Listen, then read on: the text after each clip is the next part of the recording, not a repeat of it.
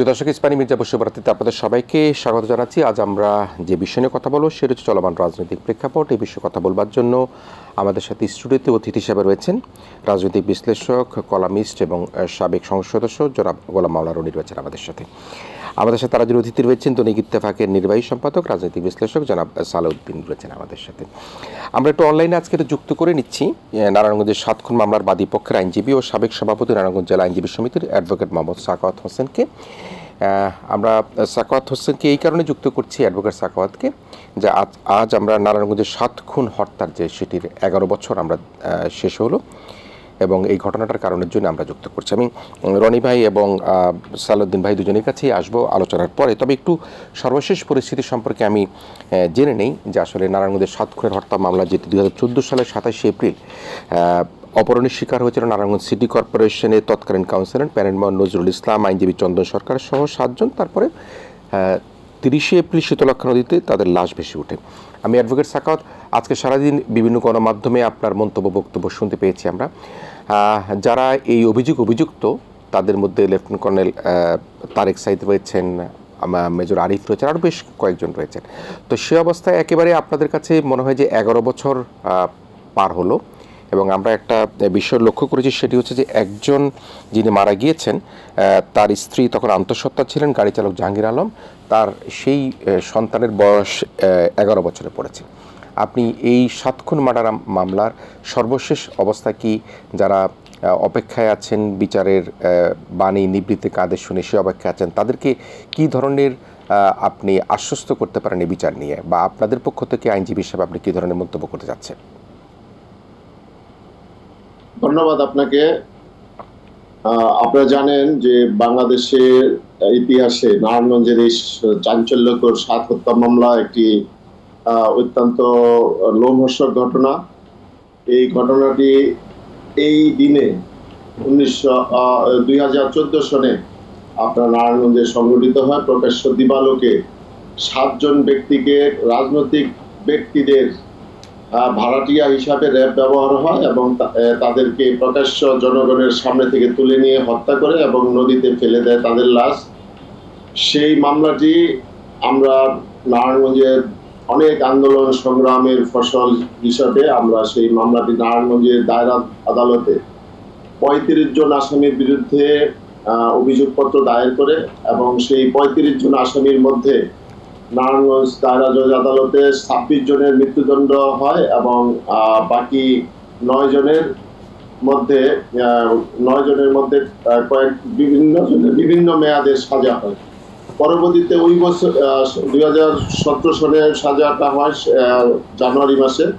তো পরবর্তীতে তারা দ্রুত মহামান্য উচ্চ আদালতে যায়, সুপ্রিম কোর্টের হাইকোর্ট বিভাগে ডেট রেফারেন্স অনুষ্ঠিত হয়।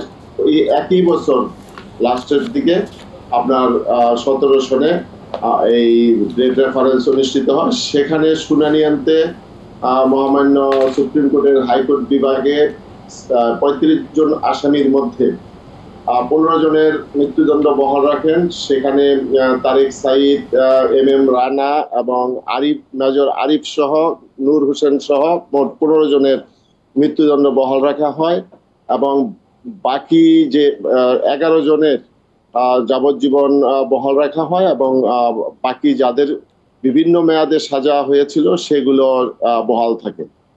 পরবর্তীতে আসামি পক্ষ মহামান্য সুপ্রিম কোর্টের আপিলেট ডিভিশনে তারা লিভ টু আপিল দাখিল করে। সেই লিভ টু আপিলটা আপনারা জানেন যে প্রায় 7 বছর হতে চললো সেই লিভ টু আপিলটা দাখিল করার পরে এখন পর্যন্ত এরকম একটা অত্যন্ত গুরুত্বপূর্ণ মামলা, যেই মামলাটার কারণে সারা বাংলাদেশে আলোড়ন সৃষ্টি হয়েছিল এবং বাংলা ভাষাভাষী পৃথিবীতে যারা যেখানে বসবাস করে প্রত্যেকের মধ্যে এটা একটা বিশাল আলোড়ন সৃষ্টি হয়েছিল। সেই মামলাটা গত 7 বছর কোনো আলোর মুখ দেখেনি। আলোর মুখ না দেখার কারণটা হলো এই মামলাটির নেপথ্যে যারা কাজ করেছে, নারায়ণগঞ্জের গডফাদার শামীম ওসমান এবং নূর হোসেন অত্যন্ত প্রভাবশালী লোক। এছাড়া তারেক সাইদের শ্বশুর ছিলেন আওয়ামী লীগের প্রেসিডিয়ামের সদস্য, সে সাবেক মন্ত্রী। তার প্রভাবে এই মামলাটি এই গত 2024 সনের আগস্ট পর্যন্ত কোনো আলোর মুখই দেখেনি। যার কারণে এই সময়গুলি অতিবাহিত হয়েছে। মানুষ হতাশ হয়েছে, নারায়ণগঞ্জের মানুষ, এবং যারা মৃত্যুবরণ করেছে তাদের পরিবারের অনেক সদস্য যারা আমার সাথে আন্দোলন সংগ্রাম করেছে তাদের মধ্যে অনেকে মৃত্যুবরণ পর্যন্ত করেছে। তারা এই রায়টি কার্যকর হতে দেখে যেতে পারে না। বিশেষ করে যেমন নজরুল ইসলামের শ্বশুর, সে অনেক আন্দোলন করেছে, কিন্তু সে এটা রায়টা কার্যকর হওয়ার পূর্বেই সে মৃত্যুবরণ করেছে। এখন অনেক আসামির আত্মীয় স্বজন বা স্ত্রী বা অন্য অনেকেই খুবই অসুস্থ, হয়তো অনেকের জীবন যে কোনো সময় শেষ হয়ে যেতে পারে। তো সেই অবস্থায় প্রত্যেকটি নিহতের পরিবার, নারায়ণগঞ্জের মানুষ এবং নারায়ণগঞ্জের আইনজীবীরা। অ্যাডভোকেট মোহাম্মদ সাখাওয়াত হোসেন, আমরা পুরাটাই শুনলাম এবং বুঝলাম, আপনি বিস্তারিত বলেছেন। তবে যে বিষয়টি সবচেয়ে গুরুত্ব সহকারে বলেছেন রনি ভাই, আপনাকে দৃষ্টি আকর্ষণ করে বলছে, সেটি হচ্ছে যে 7 বছরে লিভ টু আপিল হয়েছে, 7 বছরে এই বিচারটি আলোর মুখ দেখেনি। এবং কী কারণে দেখেনি সেটি কিন্তু অ্যাডভোকেট সাখাওয়াত হোসেন খান সেটি বললেন, যে সেখানে প্রভাবশালী কয়েকজন ব্যক্তির কথা বললেন। আওয়ামী লীগ রাজনীতির সাথে যুক্ত একজন মন্ত্রী ছিলেন, সেখানকার সাবেক এমপি ছিলেন। তো আলোর মুখ দেখেনি আমরা মনে করছি যে হয়তো বা অতি দ্রুত এটা নিষ্পত্তি হয়ে যাবে। আপনি নারায়ণগঞ্জের সেই 7 খুন হত্যার মামলা এবং যদি তার সাথে আমরা যুক্ত করি বিগত সেই আওয়ামী শাসন আমলের গুম খুন হত্যা, সব কিছু নিয়ে আপনার বিশ্লেষণ কি? বিশেষ করে 7 খুন হত্যা মামলার নিয়ে আপনার বিশ্লেষণ কি? এটা তো অত্যন্ত একটা সেন্সিটিভ একটা মামলা ছিল, সারা দেশকে তখন এটা বেদনা আক্রান্ত করেছিল। এবং আমাদের যে বাঙালির সভ্যতা এবং কৃষ্টি কালচার এবং আইনশৃঙ্খলার যে একটা ধারাবাহিক উন্নয়ন, এই সব কিছুর মূলে কুঠারাঘাত করেছিল ওই সময় এই হত্যাকাণ্ডটি। রাষ্ট্রযন্ত্রে কর্মরত সামরিক, বেসামরিক, আমলা কিংবা ধরুন মাস্তান, চাঁদাবাজ, যারা এটা তো একটা গ্যাং, মানে যারা এই র্যাবের কর্মকর্তাদেরকে ভাড়া করেছে।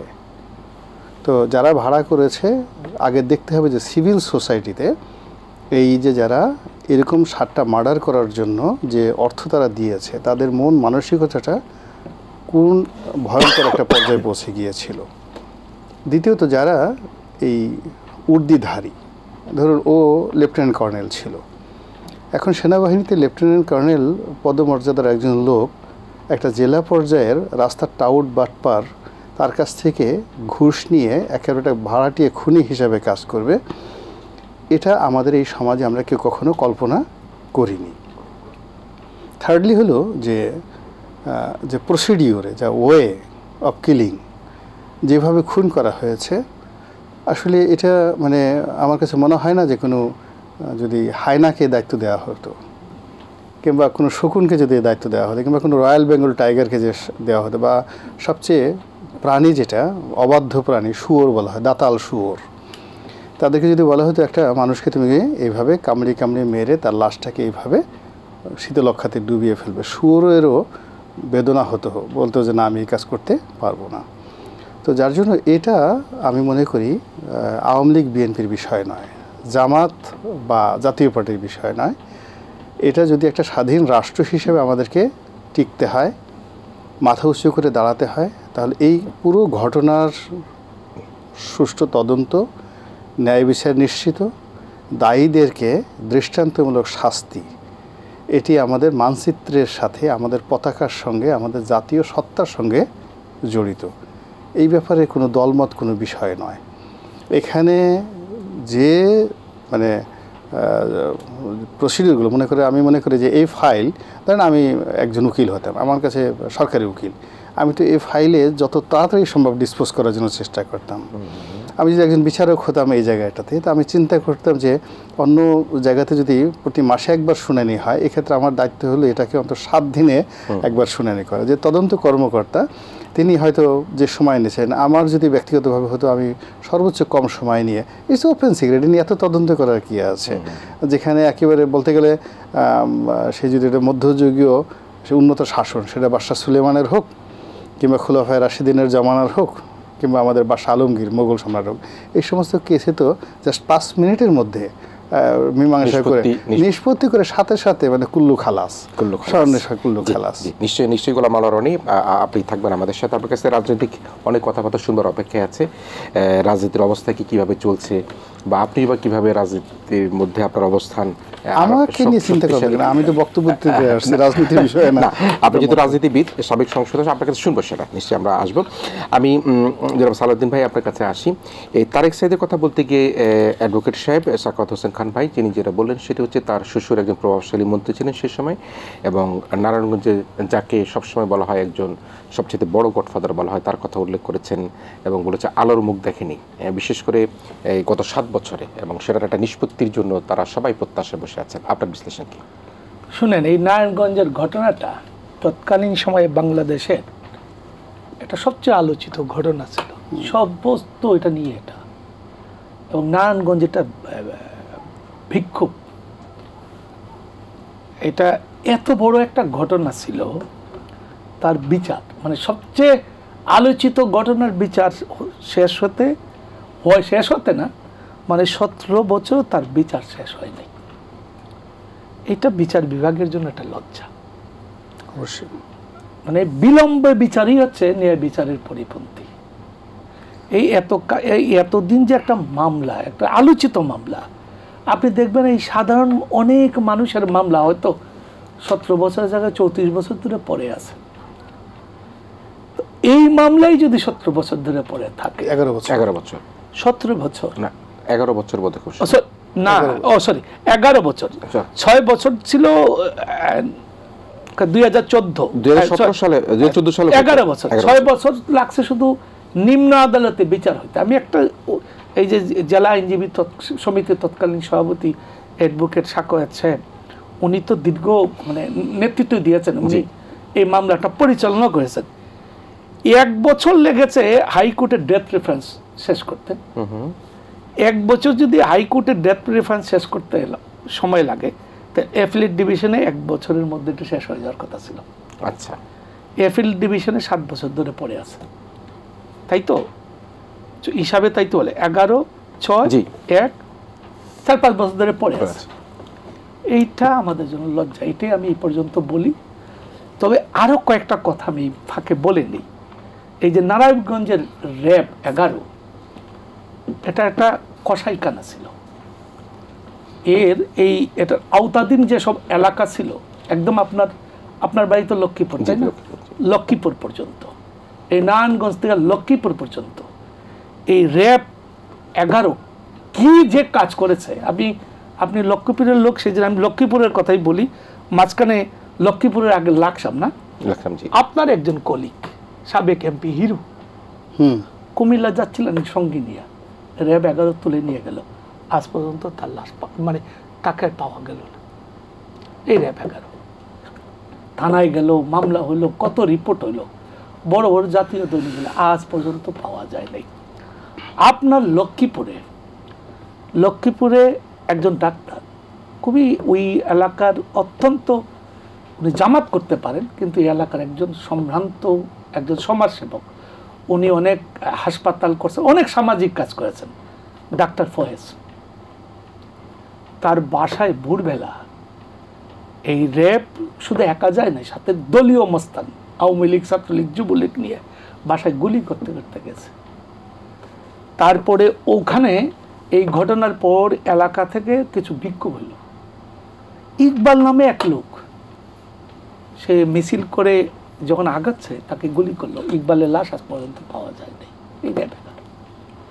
ওখানে আরেকটা বড় ঘটনা ঘটেছিল নারায়ণগঞ্জে, সেটা হইল ইয়াতে আপনার লক্ষ্মীপুরে একজন বিএনপি নেতা, সম্ভবত হাবিব বা ইকবাল,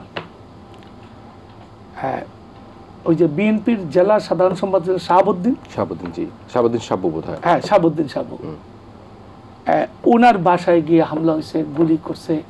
মানে লক্ষ্মীপুরে যত রকমের হত্যাকাণ্ড যা যা গড়ার সব র্যাব করছে, লাকসামে করছে, কুমিল্লা করছে। তো এইগুলা কোনোটারই বিচার হয় নাই। এই যে গুম হয়ে গেছে, এই গুমের মধ্যে এখন পর্যন্ত হিরোর কোনো তদন্ত প্রতিবেদন আমরা পাই না। আয়নাগণ নিয়ে কিছু প্রতিবেদন হয়েছে, কিন্তু এখনও যে আমাদের জেলা পর্যায়ে যে সব গুম হয়েছে। ডক্টর ফয়াজকে কি করছে? ডক্টর ফয়াজকে ছাদের উপরে তুলে গুলি করছে, তারপরে ছাদ থেকে লাশ ফেলে দিছে, দিয়া বলছে ছাদ থেকে পড়ে মারা গেছে। এরকম জঘন্য কাজ করছে। এই জঘন্য বাহিনীর বিচার হয় নাই 11 বছরে, যদি 2014 হয় 25 11 বছরের বিচার যদি না হয়, এর চেয়ে বড় লজ্জা কি হইতে পারে? কি আলোচনা করব? এই আলোচনা করার পর আগামী বছর আবার আলোচনা করব। আপনি ওই দিনে একটা আলোচনার দিন ধার্য রাখবেন, কিন্তু বিচার হবে না। তা আপনার মাধ্যমে এখানে প্রধান বিচারপতি মহোদয় এবং অ্যাটর্নি জেনারেল অফিসকে এবং অ্যাটর্নি জেনারেলকে অনুরোধ করি যে তারা যেন অবিলম্বে কয়েক মাসের মধ্যে এই বিচারটা নিষ্পত্তি করেন। একটা বিচার শেষ করতে 1 মাস লাগে না। অ্যাপিলেট ডিভিশনের শুনানিতে উঠলে 1 সপ্তাহ শেষ হইতে পারে, 1 সপ্তাহ। তো ওইগুলা সমস্ত পেপার বুক তৈরি করে আছে, এটার জন্য দ্রুততার মধ্যে দিয়ে করেন। এটা হলো আমি এই আপনার মাধ্যমে এই আবেদনটাই করি। জি, নিশ্চয়ই। আমি অ্যাডভোকেট বাবু সাখাওয়াত হোসেন খান, আপনাকে ধন্যবাদ জানাই। আপনাকে শেষ কিছু বলতে চান কিনা? যদি 1-2 মিনিট কিছু বলতে চান তাহলে আমরা আপনাকে অনুষ্ঠান থেকে বিদায় দিতে পারি। আপনি বলবেন কি আর কিছু? জি, আমার বক্তব্য হচ্ছে দেশবাসীর কাছে এবং এখানে যারা আছেন সবার কাছে যে বক্তব্যটা, সেটা হলো যে আমরা চাই বিচার বিভাগে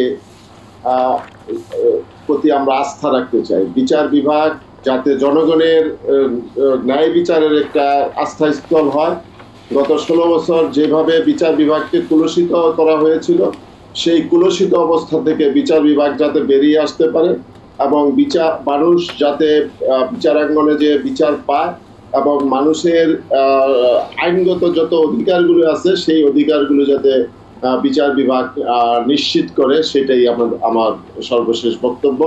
এটার মাধ্যমে আমি আপনাদেরকে ধন্যবাদ জানাই এবং যারা শুনছেন সকলকে সালাম জানিয়ে আমি এখানে বিদায় নিচ্ছি। আসসালামু আলাইকুম। ওকে, ধন্যবাদ অ্যাডভোকেট মোহাম্মদ সাখাওয়াত হোসেন খান। আপনাকে নারায়ণগঞ্জের চাঞ্চল্যকর যে হত্যাকাণ্ড সেটা নিয়ে কথা বললাম আমরা। গোলাম রনি ভাই, আপনার সাথে বেশ অনেকদিন দেখা হলো। আমরা জুলাই আগস্ট বিপ্লব দেখে আসলাম, শেষ হলো। দেশের রাজনৈতিক পরিস্থিতিও কিন্তু অনেক সময় কি হচ্ছে কি হবে সেটাও কিন্তু সাধারণ মানুষ হিসেবে আমাদের মধ্যে এক ধরনের মিশ্র প্রতিক্রিয়া থেকে যায়। তো আমরা এখন যেটা সবচেয়ে বড় বিষয়, সেটি সংস্কার, নির্বাচন, আওয়ামী লীগের রাজনীতির ভবিষ্যৎ, তার সাথে যদি বলি যে মানবতা বিরোধী অপরাধে যারা অপরাধী হচ্ছেন তাদের বিচার, এই সকল বিষয়গুলো কিন্তু এখন গুরুত্বপূর্ণ। তার মধ্যে গুরুত্ব সহকারে যেটি দেখা যাচ্ছে সেটা হচ্ছে আগামী জাতীয় নির্বাচন নিয়ে, সেই বিষয় নিয়ে কথা হচ্ছে। এবং বিশেষ করে এনসিপি এবং অন্য বেশ কয়েকটি দলই আওয়ামী লীগের যে তাদের রাজনৈতিকভাবে রাজনীতি করতে না পারে সেটি কিন্তু দাবি করছেন।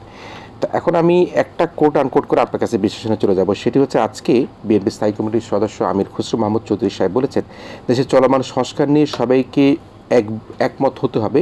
এটা যারা চিন্তা করে এটা তো একটি বাকশালী চিন্তা, সেটা শেখ হাসিনার পিতা করেছিলেন। সবাইকে কেন একমত হতে হবে তিনি সেটা প্রশ্ন করেছেন। তো তাহলে তো আপনার ফোর্স করা হয়ে গেল, হয়তো তিনি সেটাই মিন করেছেন। আপনি কীভাবে দেখছেন? না, এখানে তো বিএনপিতে আমির খসরু মাহমুদ চৌধুরী অনেক সিনিয়র একজন নেতা।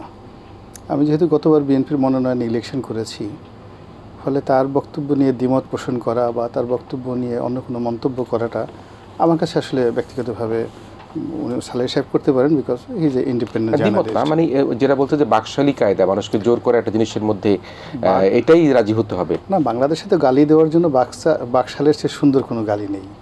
জামাত শিবির একটা গালি, রাজাকার গালি, আলবদর গালি, বাকশাল একটা গালি, হাওয়া ভবন একটা গালি, খাম্বা একটা গালি।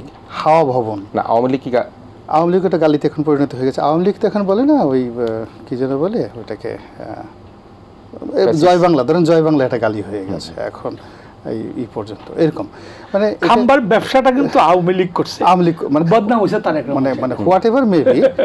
এখন এই যে জায়গাগুলো যে পলিটিক্যালি এইগুলো গালিতে পরিণত হয়ে গেছে, এখন ওইগুলোর পক্ষে বলার মতো আপনি যত কিছুই বলেন না কেন, ওইগুলোর পক্ষে বলার মতো বাংলাদেশের মানুষ গ্রহণ করবে না। সেটা বাকশালের পক্ষে বলতে যান, হাওয়া ভবনের পক্ষে বলতে যান, কিংবা আপনি যদি জামাত শিবিরের পক্ষে বলতে যান, রাজাকার আলবদরের পক্ষে বলতে যান, এটা অলরেডি পৌঁছে গেছে। তো যার জন্য এখন আমাদের যে এই যে ছাত্ররা যে নতুন বন্দোবস্তর কথা বলছে, না we should talk about the new policy, যে রাজনীতি যেভাবে হচ্ছে। তো সেখানে আলটিমেটলি নবীন এবং প্রবীণের একটা যে দ্বন্দ্ব, এটা প্রকট আকার ধারণ করেছে বাংলাদেশে এই মুহূর্তে।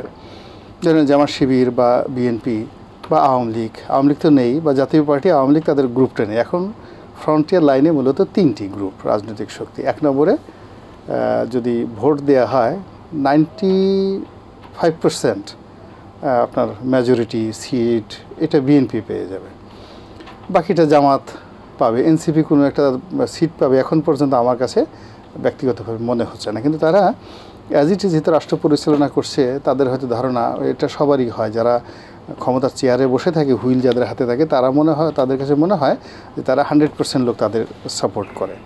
তো এখন ওই যে তারা 1% সিট পাবে না বা ভোট কত পাবে আমরা এখনও জানি না, কিন্তু তাদের বিশ্বাস হলো যে বিপ্লব তারা করেছে, বিএনপি যেটা গত 17 বছরে পারেনি, 2006 থেকে যেটা পারেনি, তারা সেটা পেরেছে।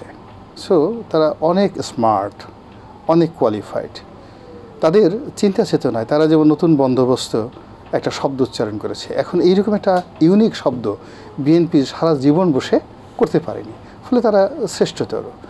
তারা মনে করছে যে Napoleon Bonaparte at the age of 21 সে যদি ফ্রান্সের সম্রাট হতে পারে, ফ্রেঞ্চ রেভলিউশনের নায়ক হতে পারে, 15 লক্ষ সোলজার তার কমান্ডার ইন চিফ হতে পারে, তাহলে আমাদের নাহিদ, সার্জিস তারা কেন পারবেন না? তারা তো নেপোলিয়নের চাইতে এই যুগে আরও বেশি আধুনিক। ওই যুগে তো ফেসবুক ছিল না, টুইটার ছিল না, তারা মুহূর্তের মধ্যে গুগল সার্চ করে পৃথিবীর সবচেয়ে মারিয়ানা ট্রেঞ্জে, এই মুহূর্তে পৃথিবীর সবচেয়ে গভীরতম গিরিখাত, যেখানে আটলান্টিক মহাসাগরের নিচে 2টা হিমালয় পর্বত ঢুকিয়ে দেওয়া যায়, তো ওই গিরিখাতের নিচে কোন মাছটি এই মুহূর্তে কী খাচ্ছে ওটা তারা বের করে দিতে পারে। এটা তো নেপোলিয়ন সাহেব পারতেন না। তো কাজেই তাদের অনেক বুদ্ধি, তারা অনেক বুদ্ধি। এবং আপনি দেখেন, একজন দেখলাম যে ইয়াং একটা টকশোতে সাবেক সচিব আবু আলম শহীদ, তাকে রীতিমতো চ্যালেঞ্জে জানিয়েছেন যে আপনারা তো একটা মোবাইল কী করে চালাতে হয় সেটাই তো জানেন না। তো কাজে এখানে মানে ডিফারেন্সটা হলো যে যারা গতানুগতিক ট্র্যাডিশনাল রাজনীতি করছেন, ব্যালট, নির্বাচন, ইলেকশন, সেই ইলেকশনে তাদের একটা হিসাব, সেই হিসাবে ধরেন তারা ধরে রাখছে আমরা 95% ভোটে আমরা জয়লাভ করব, এই 5% জামাত আসবে, এরকম একটা তারা চিন্তা ভাবনা করে চলছে। মানে আবার অন্যদিকে জামাত শুধু তারা তাই ভাবছে নাকি? তাই ভাবছে। আর অন্যদিকে যারা এনসিপি যারা চালাচ্ছেন, তাদের ঘটনা হলো যে এখনও রাজনীতির অনেক খেলাধুলা বাকি। এর কারণ হলো আমাদের যিনি কমান্ডার ইন চিফ অর্থাৎ ডক্টর মোহাম্মদ ইউনূস, তিনি আন্তর্জাতিক মানের খেলোয়াড়, তার মাথায় আল্লাহ এত বুদ্ধি দিয়েছে, গিজগিজ করে বুদ্ধি, এরকম একটা চাল দেবে, এরকম একটা বুদ্ধি কাজ করে ফেলবে যে বিএনপি 2 চোখে ধোঁয়া দেখবে, শুধু কুয়াশা ধোঁয়াশা, এমন একটা অবস্থার সৃষ্টি হবে যে বিএনপি ইয়া নফসি করতে করতে তার যান চলে যাবে। কোন ফাঁক দিয়ে আমরা গ্রামীণ মানে ইউনিভার্সিটি নিয়ে গেছি, বিএনপি টেরই পাইনি। বিএনপি এখন আজ পর্যন্ত একটা ইউনিভার্সিটি নিতে পারেনি, তো আমরা সেটা নিয়ে গেছি। বিএনপির একটা কোনো লোক আজ পর্যন্ত একটা মানে যাকে বলে তাদের একটা লোনের রিশিডিউল করতে পেরেছে গত কয়েক মাসে, এরকম আমরা তো শুনি নাই। এই ওদের বিরুদ্ধে অভিযোগ ওই টেম্পো স্ট্যান্ডের চাঁদাবাজি, ময়লার ভাগাড়ের চাঁদাবাজি, এগুলো নিয়ে হচ্ছে। আর তারা সব সাবমেরিন কেবল নিয়ে, স্টারলিংক নিয়ে, সেই জো বাইডেন, বারাক ওবামা, তারপর শেষে এখন যিনি ডোনাল্ড ট্রাম্প রয়েছেন, তাদের উপদেষ্টাদেরকে নিয়ে যিনি খেলেন। তো এই তো বড় বিশ্ব চ্যাম্পিয়ন যাদের নেতা, তারা কোনো অবস্থাতেই গতানুগতিক রাজনীতি যারা করে তাদেরকে তারা প্রতিদ্বন্দ্বী মনে করছে না। এখন এই 2টা মেরুতে দাঁড়িয়ে, একজন ধরেন পদ্মার এপারে আর একজন পদ্মার ওপারে দাঁড়িয়ে, 2 পক্ষই বলতেছে আয় দেখাই দেবো, আমার গায়ে শক্তি বেশি, কি হবে না হবে, কারণ মধ্যে তো বিশাল একটা পদ্মার স্রোত। এখন সেই স্রোতটা অতিক্রম করে একটা কাঙ্ক্ষিত মাকামে 2টো পক্ষ যে একত্র হবে, সেটা হলো একটা ইলেকশন। সেই ইলেকশনটা না আসা পর্যন্ত সমাধানে এগুলোর সমাধান হবে না। এই ধরনের বক্তব্য উভয় পক্ষই দিতে থাকবে, বলতে থাকবে, এবং জনগণ হিসেবে আমাদেরকে সেগুলো শুনতে হবে। জি দর্শক, আমরা শুনছিলাম জনাব গোলাম মাওলা রনির স্নিগ্ধতা, মুগ্ধতা, কথার মধ্যে বৈচিত্র্যতা আছে, সেটি নিশ্চয়ই আপনারা অনেক আগ থেকে তাকে হয়তো অনেকে ফলো করেন, তার কথা শুনছিলাম। এবং তার মন্তব্য এবং বিশ্লেষণ নিয়ে আমরা ফিরে আসবো জনাব সালাউদ্দিন তার কাছে। তবে তার একটা ছোট্ট বিরতি নিচ্ছি। প্রিয় দর্শক, ইস্পারি মির্জাপুর শুভরাত্রিতে ছোট্ট বিরতি নিচ্ছি, অল্প কিছুক্ষণের মধ্যে ফিরে আসছি। ইস্পারি মির্জাপুর শুভরাত্রিতে আবারও ফিরে এসেছি। আমরা কথা বলছিলাম সাবেক সংসদ সদস্য, রাজনৈতিক বিশ্লেষক ও কলামিস্ট জনাব গোলাম মাওলা রনি, দৈনিক ইত্তেফাকের নির্বাহী সম্পাদক জনাব সালাউদ্দিনের সাথে। তারা দুজনেই আবার আমাদের সাথে অতিথি হিসেবে রয়েছেন। আমরা গোলাম মাওলা রনির অনেক কথা শুনলাম। আমি দ্বন্দ্বের ছন্দে এবং অত্যন্ত আনন্দে সে কথাগুলো উপভোগ করলাম এবং সেগুলোর মধ্যে ওনার ব্যক্তিগত অভিমত তিনি ব্যক্ত করেছেন, রাজনৈতিক প্রেক্ষাপটের কথা বলেছেন, জামাতের কথা বলেছেন, এনসিপির কথা বলেছেন, বিএনপির কথা বলেছেন। সে অবস্থার প্রেক্ষাপটে আসলে যেটি আমি বলছি সেটি হচ্ছে যে আগামী জাতীয় নির্বাচন, সংস্কার, আওয়ামী লীগের রাজনীতি করার অধিকার তারা জনগণ দিবে কিনা এবং মানবতা বিরোধী অপরাধ, এই কয়টা বিষয় কিন্তু এখন সবচেয়ে বেশি গুরুত্ব বহন করছে। তো রনি ভাইয়ের যে বক্তব্য, বিশ্লেষণ, আলোচনা বা এই যে সামনের রাজনীতি নিয়ে আপনার বিশ্লেষণ কি, আপনি কীভাবে? আচ্ছা, বিশ্লেষণ যাওয়ার আগে একটু বলে নেই, রনি ভাইয়ের সঙ্গে আমার দীর্ঘকালের সম্পর্ক, যোগাযোগ বেশি নাই, ওনার সঙ্গে আমার মধুর সম্পর্ক। সেই মধুর সম্পর্ক দিয়ে আমি ওনার কয়েকটা কথার প্রতিবাদ বলবো না, কয়েকটা কথা শুধু একটু জবাব দেব। একটা হলো ডক্টর ইউনূসের যে গ্রামীণ ফোন, গ্রামীণ ব্যাংক, অন্যান্য সামাজিক যেসব প্রতিষ্ঠান আছে, এটা doctor Yunus centre, doctor Yunus বেশ কয়েকবার বলেছেন এটা ডক্টর ইউনূসের কোনো ব্যক্তিগত সম্পত্তি না, এটা সম্পত্তি হচ্ছে এই এর যারা ক্ষুদ্র, এর সঙ্গে যারা এই সাধারণ মানুষও কিন্তু এর সম্পত্তি। আর গ্রামীণ ব্যাংকের তো সরকারি মালিকানাধীন একটা প্রতিষ্ঠান। তো আর আরেকটা কথা উনি বলছেন, আমি মনে করি না যে ডক্টর ইউনূস কিছু কাজ করেছেন, এইটা হয়তো কনফ্লিক্ট অফ ইন্টারেস্টের মধ্যে পড়ে, যে উনি যে প্রতিষ্ঠানের সঙ্গে যুক্ত ছিলেন সেই প্রতিষ্ঠানের দান অনুদান দেওয়াটা, ওইটা এটা একটা মানে দৃষ্টিকটু। তো সেটা উনি করেছেন, কারণ এই দুইটা প্রতিষ্ঠান একটা জাতীয় প্রতিষ্ঠান এবং আন্তর্জাতিকভাবে সমাদৃত একটা প্রতিষ্ঠান। তিনি মনে করেছেন এই প্রতিষ্ঠান দুটো বাংলাদেশকে বিশ্বের কাছে। কোন প্রতিষ্ঠান দুটো সেটি? এই যে ওনার গ্রামীণ ব্যাংক, গ্রামীণ ফোন এবং ওনার যেসব সামাজিক প্রতিষ্ঠান আছে, সামাজিক ব্যবসা, এটার মাধ্যমে উনি সারা পৃথিবীতেই এই দুইটা প্রতিষ্ঠানের মাধ্যমে বাংলাদেশকেও পরিচিত করছেন। আমরা দেখব সেই দিনেই, যেদিন দেখব যে এটার মধ্যে ইউনূস সাহেবের ব্যক্তিগত সম্পত্তি ছিল। ওনাকে ওনার চলাফেরা ইত্যাদি দেখলে আপনি কখনো মনে করবেন না উনি একজন খুব বিলাসী মানুষ, খুব বিলাস, খায় বেশি, ভোগ করে বেশি, এরকম একজন মানুষ উনি না। এখন বর্তমান রাজনৈতিক প্রেক্ষাপটেও রনি ভাই দুটা কথা বলছেন যে উনি এমন চাল দিবে, বিএনপি হয়তো কি কি জানি শব্দটা বলছেন, শস্যফুল দেখবে বা এরকম ধোঁয়া দেখবে, সবকে ধোঁয়া দেখবে। তো এই কথাটা ওনার একটা আশঙ্কা, কিন্তু উনি হয়তো একজন রাজনৈতিক বিশ্লেষক হিসাবে দীর্ঘকাল, উনি নিজেও রাজনীতিবিদ, রাজনৈতিক বিশ্লেষক, লেখক, সেই হিসাবে ওনার একটা আশঙ্কা তৈরি হইতে পারে। আমার কাছে যেসব তথ্য নেই এর চেয়ে বেশি তথ্য ওনার কাছে থাকতে পারে, কিন্তু এই আশঙ্কাটা আমরা তখনই সত্য ধরে নেব, যেমন দেখেন উনি কিন্তু জাতির উদ্দেশ্যে ভাষণ দিয়ে একবার দুবার না, এবং দেশে বিদেশে উনি সবাইকে বলেছেন ডিসেম্বর থেকে জুনের মধ্যে নির্বাচন হবে, যদি কম সংস্কার হয় ডিসেম্বরের মধ্যে, বেশি সংস্কার হলে জুনের মধ্যে। এটা ওনার কমিটমেন্ট জাতির সামনে। এই কমিটমেন্ট যদি উনি ভঙ্গ করেন তখন সমগ্র জাতি একটা নেগেটিভ দাঁড়াবে যে উনি ক্ষমতা লিপ্সা ওনার মধ্যে পেয়ে গেছে। তখন আমরা সকলে মিলে সেই দিন থেকে ওনার প্রতিবাদ করব। এর আগ পর্যন্ত ওনার যে ডেডলাইন আছে এটা আমাদের সেই পর্যন্ত আমাদের অপেক্ষা করা উচিত। আর নির্বাচন নিয়ে আমার দুটো কথা আছে এই বিষয়ে। দেখেন, বিএনপি ডিসেম্বরের মধ্যে নির্বাচন চাচ্ছে, খুব করে চাচ্ছে। জামাত একটা প্রস্তাব দিয়েছে যে রোজার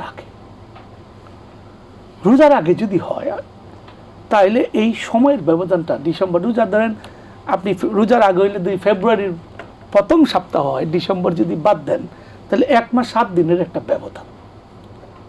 বিএনপির তো বরং উচিত ছিল ডক্টর ইউনূস সাহেবকে বলা যে দেখেন মার্চ এপ্রিল পর্যন্ত আমাদের ঈদ চলে যাবে, ফেব্রুয়ারি মার্চের 12 তারিখ পর্যন্ত ঈদ এবং রোজা ইত্যাদিতে চলে যাবে। তারপরে এই কুরবানি ঈদের আবার একটা বিশেষত্ব আছে, মানে পুরো মাসটাই হয়তো এইভাবে চলে যাবে। এপ্রিল মে জুন হচ্ছে বর্ষাকাল, জ্বর জলোচ্ছ্বাস। আমাদের এখানে তো দেখেন অগাস্টে একটা ভয়াবহ বন্যা হয়েছিল এই সরকার আসার পরে। বুট কি দিবে মানুষ এরকম বন্যা যদি হয়? ফলে দীর্ঘকাল মানুষ ভোট দিতে পারে নাই বাংলাদেশে। এইবারের উৎসবটা যদি আওয়ামী লীগ অংশ না নেয়, আওয়ামী লীগের তো একটা সমর্থক গোষ্ঠী আছে, যদি সেই রকম প্রতিদ্বন্দ্বিতামূলক ইলেকশন না হয়, তাই এই ইলেকশনে ভোট দেওয়ার মানুষ তো আগ্রহ থাকবে না।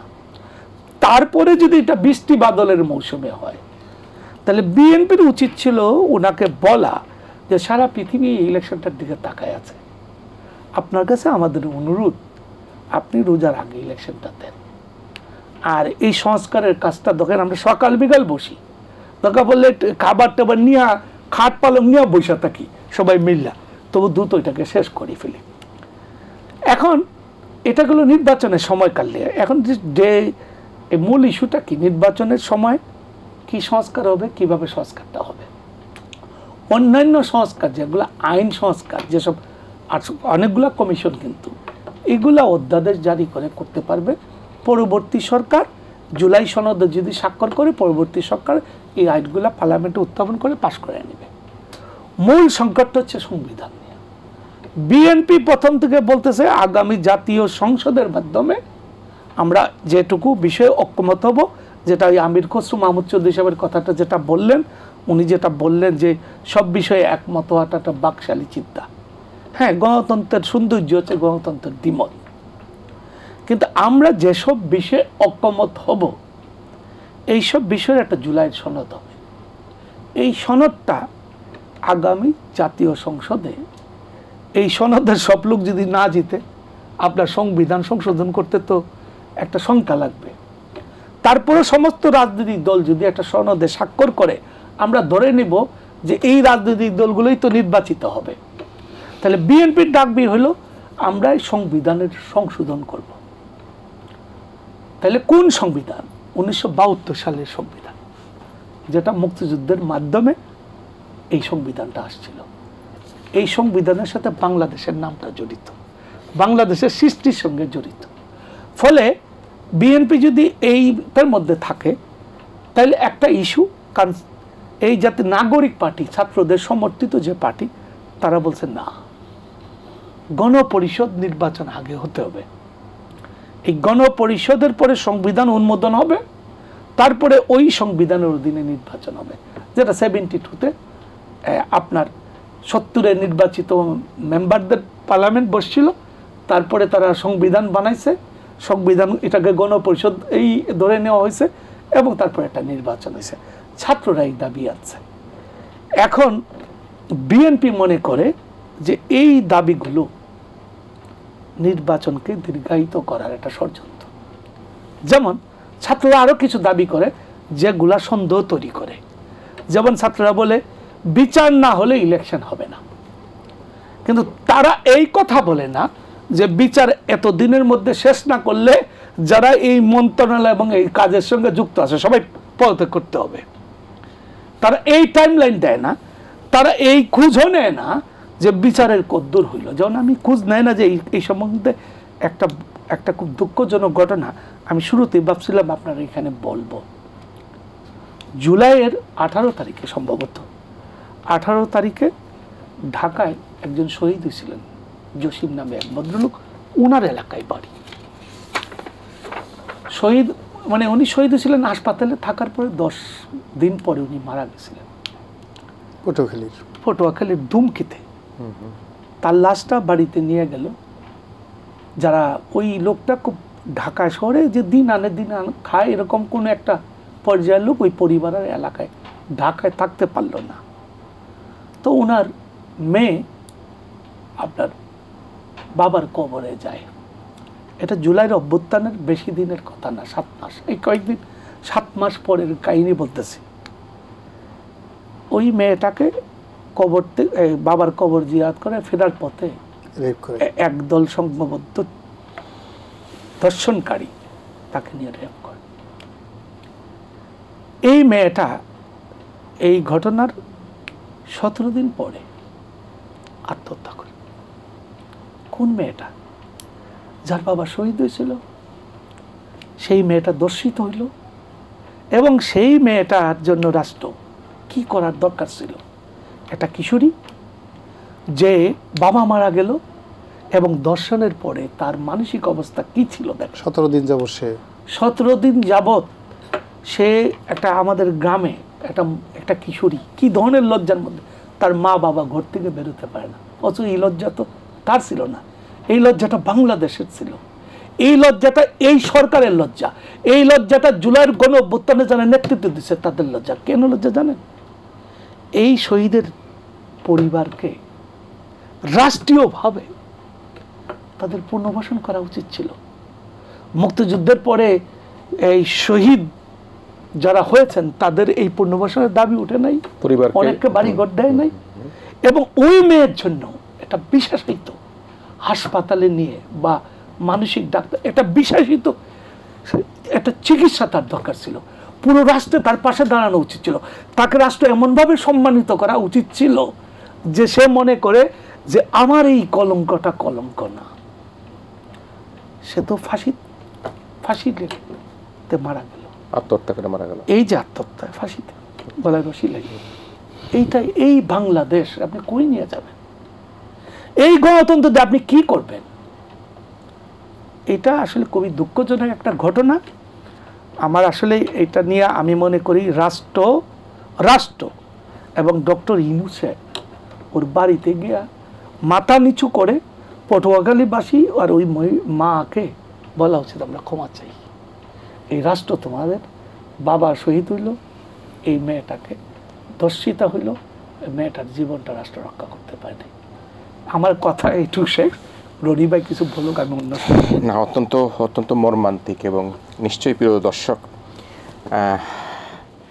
রাষ্ট্রের দায় কিন্তু এড়াতে পারবে না। আমি জানি না, নিশ্চয়ই আজকের অতিথি জনাব সালাউদ্দিন তিনি যেভাবে মিনতি করলেন, নিশ্চয়ই আমরা ভবিষ্যতে এই ধরনের কোনো ঘটনা ঘটবার আগেই রাষ্ট্রকে দায়িত্বশীল ভূমিকা পালন করবার আহ্বান জানাচ্ছি। আমি গোলাম আলা রনি ভাই আপনার কাছে বিরতির পরে আসবো। তবে বিবিসির একটা সংবাদ তুলে রাখছি আপনার জন্য। সেই সংবাদে তারা বলেছেন যে ক্ষমতাচ্যুত আওয়ামী লীগ ঢাকায় তাদের দলের নেতৃত্ব দেওয়ার জন্য লোক খুঁজছে। দলটি এখন দেশের ভিতরে রাজনীতির সক্রিয় অবস্থান তৈরির বিষয়কে অগ্রাধিকার দিচ্ছে বলে জানা যাচ্ছে। তাদের নেতারা সেই চেষ্টাই করছে, লোক খুঁজছে, তারা লোক পাচ্ছেন। এটা বিবিসি তাদের একটা বিবিসি বাংলা তারা বলেছেন। সে বিষয়ে আপনার সাথে কথা বলবো একটা ছোট্ট বিরতির পর। প্রিয় দর্শক, আমরা ইস্পানি মির্জা বসে বিরতি নিচ্ছি।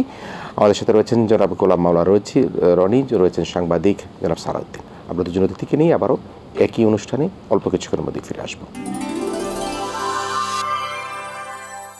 ইস্পানি মির্জা বসে আবারও ফিরে এসেছি। আমাদের সাথে অতিথি হিসেবে রয়েছেন রাজনৈতিক বিশ্লেষক, কলামিস্ট এবং সাবেক সংসদ সদস্য জনাব গোলাম মাওলা রনি, রয়েছেন দৈনিক ইত্তেফাকের নির্বাহী সম্পাদক রাজনৈতিক বিশ্লেষক জনাব সালাউদ্দিন রয়েছেন আমাদের সাথে। আমি বিরতির আগেই বলছিলাম যে আওয়ামী লীগ তাদের দল গুছাতে বা দলের নেতৃত্ব দিতে তারা লোক খুঁজছে এবং সেটার জন্য তারা খুব উদ্গ্রীব হয়ে আছে।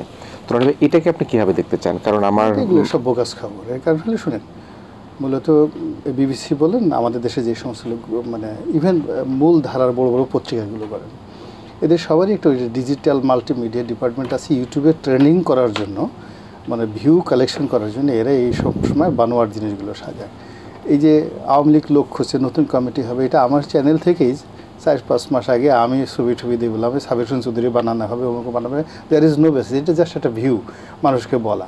এরপর ও মাই গড, আমি যেটা বললাম এখন দেখি সেই কথা সবাই বলে। আপনি আগে বলছিলেন আমাদের ফার্স্ট মান্থ, আরও 4 মাস আগে, বিফোর 4 মান্থ, ওটাই এখন বিবিসি বলছে। এটার সাথে মানে যাদের নাম আসছে বা যাদের কথাবার্তা আসছে কোনো বাস্তবতা নেই। আওয়ামী লীগ মূলত এক চুল তাদের মধ্যে কোনো পরিবর্তন আসেনি। শেখ হাসিনা মনে করেন তিনি এখনও প্রধানমন্ত্রী, তার যারা আপনজন তারা মনে করেন প্রধানমন্ত্রী। জনাব নরেন্দ্র মোদী বাংলাদেশে একটা সার্জিক্যাল স্ট্রাইক চালিয়ে এখানে যারা আছে সবগুলোকে শেষ করে দিয়ে শেখ হাসিনাকে আবার ক্ষমতায় বসাবে। আর তারা ওই আগের মতো যে মন্ত্রিপরিষদ ছিল, ক্যাবিনেট ছিল, ওই ছিল, সব আগের মতো সব কিছু চলবে। এই যে বিশ্বাস, ট্রাস্ট, এই জায়গা থেকে যারা সুস্থ শরীরে পালিয়ে যেতে পেরেছে তারা এক চুল ছাড় দেয়নি। আর 2-1 জন আওয়ামী লীগ নেতা আছেন দেশের বাইরে, ভিতরে কেউ নাই, দেশের বাইরে, তারা নেতা নন, কর্মী পর্যায়ের, মানে কর্মী পর্যায়ে তারা হয়তো রিফাইন্ড আওয়ামী লীগ বা নানক সাহেবের ভুল ধরার চেষ্টা করছেন, বাহাউদ্দিন নাসিম সাহেবের ভুল ধরার চেষ্টা করছেন, এরা বাংলাদেশে থাকতে মাইনাস হয়ে গিয়েছিল। এখন বিদেশে গিয়ে পালিয়ে তারা এই সমস্ত কথাবার্তা বলছে। কিন্তু আওয়ামী লীগের যে সকল শীর্ষ নেতৃবৃন্দ রয়েছেন, আমি তো দেখতেছি যে শেখ হাসিনার যে অডিও যে ফুটেজগুলো দেখছি, ওনার তো কথার ঝাঁজ আরও বাড়ছে এভরিডে, বেশি পয়েন্টে হয়ে যাচ্ছে। এবং তার কাছে এখন তার কথাবার্তা শুনে মনে হচ্ছে যে আগে সে বাংলাদেশের প্রধানমন্ত্রী ছিল, এখন বোধহয় বাংলা, বিহার, উড়িষ্যার প্রধানমন্ত্রী হয়ে গেছেন। হ্যাঁ, উড়িষ্যার প্রধানমন্ত্রী হয়ে গেছেন এবং বাংলাদেশের ঢাকা তার ওনার একটা আঞ্চলিক রাজধানী। এখন হয়তো আগে যেমন নবাব সিরাজউদ্দৌলা, হ্যাঁ নবাব সিরাজউদ্দৌলা 3-4টা রাজধানী ছিল না, মুর্শিদাবাদ ছিল, হ্যাঁ ঢাকাতেও ছিল, সব ছিল, এরকম তিনি ওখানে বসে বসে ইন্ডিকেশন দিচ্ছেন। একটু পরিবর্তন হয়, সে তার যারা যারা করতেছে সব হিসাব রাখতে বলছে, বিচার করবে, সব কিছু করবে। তো সেখানে আপনি বিবিসির এখন যারা আছে, কাদের কল্লোল, ওরা তো সবাই আমার মানে আমরা একসাথে চাকরি টাকরি করছি, তো আজকের কাগজে আমার কলিগ ছিল আর কি। কাদের কল্লোল সাহেবই রিপোর্টটা করেছিলেন। ওই তো বলছি কাদের কল্লোলের বড় ভাই সৈয়দ বুরহান কবির, মানে আমরা কলিগ সবাই একত্রে কাজকর্ম করেছি। ফলে বিবিসি বলছে, মানে এই বিবিসি বলতে আতাউসামাদের সেই বিবিসি নয় যে একটা সময় যেটা হতো, বা এই যে ভয় যাবে আমেরিকা, এখন যে ভয় যাবে আমেরিকা, এখন তো বন্ধ করে দিয়েছে বোধহয় ওরা। এই ভয় যাবে আমেরিকা মানে ওই যে গিয়াস কামাল চৌধুরী ভয় যাবে আমেরিকা নয়, যেটা বলা মানে আমাদের কাছে মনে হতো একটা সংবিধানের মতো। তো কাজে এটা একটা হাওয়ার উপরে যে যেভাবে পারছে সেভাবে হাওয়া মেরে দিচ্ছে, আমরাও মারছি, তারাও মারছে, চলতে থাকে পাবলিক। তাহলে আওয়ামী লীগের রাজনৈতিক ভবিষ্যৎ কি তাহলে? কোনো ভবিষ্যৎ নেই আপাতত কোনো ভবিষ্যৎ দেখা যাচ্ছে না। অলৌকিক যদি কোনো অবস্থায় বজ্রপাত না হয়, ঠাড়া না পড়ে কারোর উপর, হ্যাঁ, আর যদি এইভাবে ফেরেশতারা একটা বিশেষ গ্রুপ তাকে আলাদা ধরে নিয়ে আসে, শেখ হাসিনা ছাড়া বাংলাদেশ চলবে না, সেক্ষেত্রে হয়তো আলাদা, এটা তো অলৌকিক ঘটনা। কিন্তু আমরা যে লৌকিক চিন্তাভাবনা, মনোমস্তিষ্কের চিন্তাভাবনা, সেখানে আওয়ামী লীগের নাম উচ্চারণ করার জন্য মানে এখানে কোনো লোক নেই। আপনি ধরেন সেলিনা হায়াত আইভি, খোলামেলাই বলি, বা সাবের হোসেন চৌধুরী, কিংবা আপনি সাবেক রাষ্ট্রপতি যিনি আছেন আব্দুল হামিদ সাহেব, আপনি গিয়ে একটু বলে দেখেন তো যে স্যার আপনি আওয়ামী লীগের পক্ষে, একটু সরেয়া উচ্চারণ করেন, মুখ দিয়ে যদি সরেয়া বের হয় আমি আর আপনার টকশোতে কোনোদিন আসবো না। আপনি খালি মাইকটা বলবেন যে স্যার জননেত্রী শেখ হাসিনার হুকুম বলেছেন, তিনি আপনাকে দায়িত্ব দিয়েছেন ভারপ্রাপ্ত সভাপতি অথবা সাধারণ সম্পাদক, আপনি খালি কিচ্ছু বলবেন না, সরেয়া বলেন অথবা জয় বাংলা বলেন, এই দুটো শব্দ উচ্চারণ করে আমরা এটি একটু টেলিভিশনে প্রচার করে দেবো, দেখেন আপনি এই জিনিসটা আনতে পারেন কি না। তো এই যে অবস্থা, এটা দিস ইজ দ্য রিয়েলিটি, এটা আপনাকে বুঝতে হবে।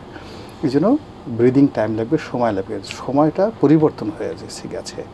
এই দেশে একটা বিশাল বিপ্লব হয়েছে, অসংখ্য মানুষ মারা গিয়েছে, রাষ্ট্র ক্ষমতায় একটা প্রকৃতি যে শেখ হাসিনা, যে ডক্টর মোহাম্মদ ইউনূসকে একটা সুতার সমান মনে করেন, যাকে তুচ্ছ তাচ্ছিল্য করা থেকে শুরু করে এত অমানবিক মানে যাকে বলা হয় তার সাথে ব্যবহার করেছে, আল্লাহ তাকে কিন্তু মানে ওই জায়গাতেই বসিয়েছে, ক্ষমতায় বসিয়েছে। এটা ডক্টর মোহাম্মদ ইউনূসের কোনো কৃতিত্ব নেই, এটা আল্লাহর পক্ষ থেকে একটা বিচার, আমাদের জন্য একটা ইনস্ট্যান্স, যে মানুষটি সে তার সাথে আমার বললাম তো, উনি ক্ষমতায় মানে আগস্ট মাসের মাস 2 আগে উনি আমেরিকা থেকে, ওনার সঙ্গে আমার সরাসরি অনেকক্ষণ কথা হয়েছে ডক্টর মোহাম্মদ ইউনূসের সঙ্গে। ওনার সঙ্গে আমার সেই 2009 সন থেকেই একটা পারিবারিক সম্পর্ক।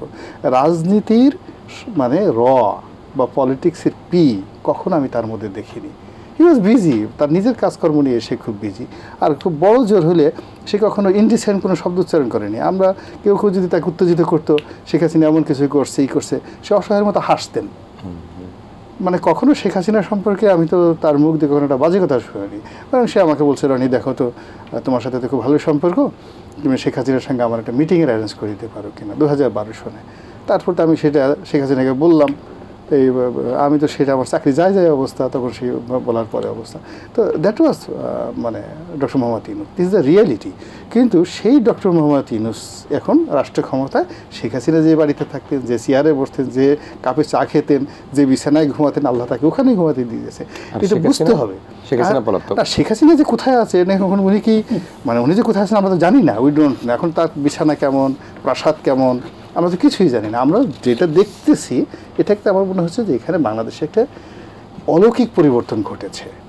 এই পরিবর্তনের জন্য আপনি মনে করেন আসিফ নজরুল বলেন, সৈয়দা রেজওয়ানা হাসান বলেন, তারা 4 আগস্টে কোনোদিন তারা কল্পনাও করেনি যে বাংলাদেশে কোনোদিন তারা হবেন কোনো কিছু, উপদেষ্টা হবেন, মন্ত্রিত্ব চালাবেন। আর এখন যারা আসিফ নাহিদ যারা যে নেতা আছেন তারা স্বপ্নেও কল্পনা করেন, তারা সেই দিন পর্যন্ত 5 তারিখ পর্যন্ত সবাই ইয়ানফসি সবাই। তো এই যে পরিবর্তনটা হয়েছে, এখানে শুধু মানুষের কারসাজি নয়, এখানে আল্লাহ রাব্বুল আলামিনের উপর থেকে একটা হুকুমত ছিল। এটা আওয়ামী লীগকে বুঝতে হবে। আর আমরা যারা রিপোর্ট করছি, আমরা করি আমাদের ভিউর জন্য, আমাদের চ্যানেল চালানোর জন্য, এটা ঠিক আছে, কিন্তু সঙ্গে সঙ্গে আমরা যেন আসল সত্য থেকে বিচ্যুত না হই, এটাই আমার বক্তব্য। নিশ্চয়ই। আমি জনাব সালাউদ্দিন আপনার কাছে আসি। অত্যন্ত নির্মমভাবে গ্রাউন্ড রিয়েলিটিটা বললেন প্রিয় আমার অতিথি গোলাম মাওলা রনি। গ্রাউন্ড রিয়েলিটি বলতে আওয়ামী লীগের গ্রাউন্ড রিয়েলিটি এবং অলৌকিকভাবে যে একটা পরিবর্তিত পরিস্থিতি হয়েছে বাংলাদেশ, সেটা বলেন। তো এই গ্রাউন্ড রিয়েলিটি নিয়ে আপনার বিশ্লেষণ কি, বিশেষ করে আওয়ামী লীগ রাজনীতির কথা যেটা বলছিলাম সেটা নিয়ে? এই অংশে উনি যা বলছেন তার কোনোটার সঙ্গে কোনো বাক্য, কোনো দাড়ি, ক্ষমার সঙ্গে আমার কোনো দ্বিমত নাই। আমি শুধু যুক্ত করি, যেহেতু ওইখানে কথা বলতে হবে, কিছু সময় তো আছে। সেটা হলো আওয়ামী লীগ রাজনীতির মৃত্যু করছে। আওয়ামী লীগের এই অবস্থা, এখন যে অবস্থা, অন্যরকম ভাবে এখনের অবস্থা আর 15 আগস্টের পরবর্তী অবস্থা কিন্তু একরকম না। 5 আগস্ট না, 5 আগস্টের অবস্থার 15 আগস্টের 1975 সালের প্রেক্ষিত আর এই প্রেক্ষিত একরকম না। জি, 15 আগস্টের পর একটা নেগেটিভ দীর্ঘকাল দাঁড়ায় আসছিল এবং 80-র দশকে বাংলাদেশের সমস্ত কলেজগুলোতে ছাত্রলীগ ছাত্র সংসদ নির্বাচনে বিজয়ী লাভ করছিল। কোন আওয়ামী লীগ যে 1973 সালে ক্ষমতার দেশ স্বাধীন অব্যাহতি পরে ডাকসু নির্বাচনে আসছে, সারা বাংলাদেশের 80টা কলেজে এই ছাত্রলীগ আসছে, জাসদ ছাত্রলীগ জিতছে। এবং এই যে ওখানে 7 মার্ডার হয়ে গেছিল সেই ছাত্রলীগ 1975 সালের 15 আগস্টের পর আবেগকে পুঁজি করে, কেন? তখন তার এক দল বুদ্ধিজীবী শ্রেণী ছিল, সংস্কৃতি কর্মী ছিল, কবি সাহিত্যিক ছিল। একটা রাজনীতি এগিয়ে নেওয়ার জন্য এই শক্তিটা অনেক বড় শক্তি, দলীয় কর্মী তো লাগেই। আওয়ামী লীগের লুটপাট আর এই যে গণহত্যা, ইতিহাসের একটা কি বলবো, এই যে এত বড় একটা গণহত্যা বাংলাদেশে, জুলাইয়ের গণহত্যা, এই গণহত্যা, লুটপাট, গুম এবং 16 বছরে প্রতিপক্ষ রাজনৈতিক দলগুলোর উপরে নির্যাতন। উনি আওয়ামী লীগ করতেন। আওয়ামী লীগের কিছু অসাধু ব্যবসায়ী যারা শেয়ার বাজার কেলেঙ্কারের সাথে যুক্ত ছিল, যারা এই ক্যালকুলেটর হিসাব করে বাংলাদেশে হাজার হাজার কোটি টাকা লুট করে নিয়ে গেছে, ওনার উপরে সেই সময় ওনার মতো একজন বিশুদ্ধ, মানে একজন সৎ মানুষ, একজন লেখক, ওনার উপরেও তো হামলা হচ্ছিল। কে করেছিল? আওয়ামী লীগের তৎকালীন নেতৃত্বের একটা বড় অংশ। বিশেষ করে কোনো ব্যক্তি নাম আমি আর বললি না, সালমান এফ রহমান। আচ্ছা, তাই না ভাই? আপনার তুপকানে একটা অফিস ছিল, মনে আছে? হ্যাঁ, এটা আমি নাম বলি না, আরো অনেক। আমি বলছি আওয়ামী লীগ বাংলাদেশে যে গণতান্ত্রিক যে সংস্কৃতি, রাজনৈতিক যে সংস্কৃতি, এটাকেও ধ্বংস করে গেছে। বিরোধী দলের উপর কি পরিমাণ জুলুম নির্যাতন করছে। এক একজন নেতার বিরুদ্ধে 200-300টা করে মামলা হচ্ছিল। আর লুটপাট, এই দেখেন এক বঙ্গবন্ধুর বর্ষ, কি বর্ষ না, জন্ম বর্ষ, মুজিব বর্ষ, 4000 কোটি টাকা এটা বাজেট খরচ। চিন্তা করছেন ওই গরিব দেশে? ফলে আওয়ামী লীগের রাজনীতিটা মৃত্যু করছে। এখন আওয়ামী লীগের সম্ভাবনা কি? আওয়ামী লীগ যে 16 বছর মানুষের বাংলাদেশে ভোট ছাড়া ক্ষমতা ছিল, এটা ভারতের কর্তৃত্বে, সহযোগিতায় সেটি সে করতে পারছে। পুরো বিশ্ব তাকায়া দেখছে, ভারতের সহযোগিতার কারণে আওয়ামী লীগ ঠিক করতে পারছে। আওয়ামী লীগ আবার ভাবে এই ভারতই, যেটা উনি বললেন, ভারতই তাকে আবার ক্ষমতায় বসাইয়া দেবে। এটা বাংলাদেশে বোধহয় আর হবে না।